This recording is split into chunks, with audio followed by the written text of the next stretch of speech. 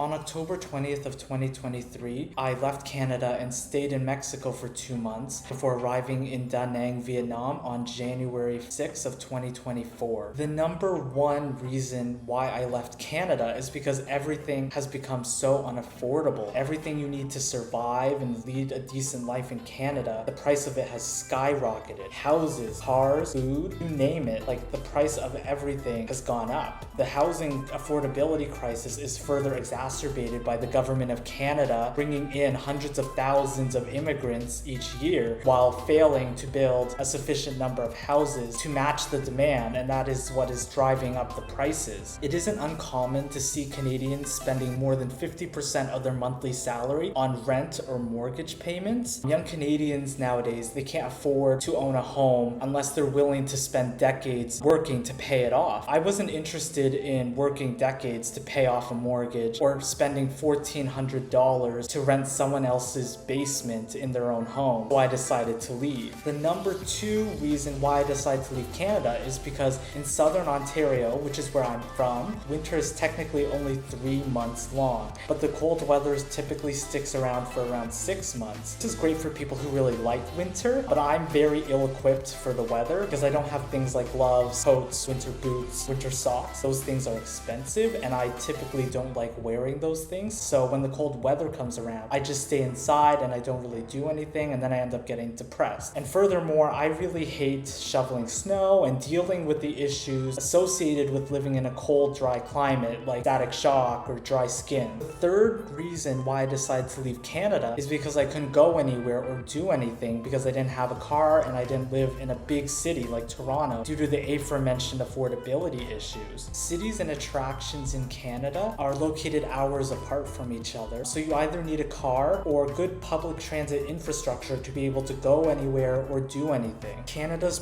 poor public transit infrastructure makes travel between cities difficult and expensive, so a lot of young people like myself just end up staying at home and then they become socially isolated. So in order for me to maintain a healthy work-life balance, I need to have a life outside of work. Sitting around doing nothing, not going anywhere, was really taking a toll on my mental health. Fourth reason why I decided to leave Canada is due to the limited number of job opportunities and the stiff competition for them. Unskilled positions receive thousands of applications from students and from the hundreds of thousands of immigrants who have arrived in Canada over the last couple of years. For individuals working in high demand fields such as healthcare or tech, there are job opportunities available. However, why would these individuals stay in Canada when they could go south of the border, do the same job with better compensation, and likely lead a more affordable life than in Canada? There's a lack of job opportunities in Canada because there's really no incentive to start a business or company and hire workers. Why would you invest the time and resources into creating a business or company which may or may not be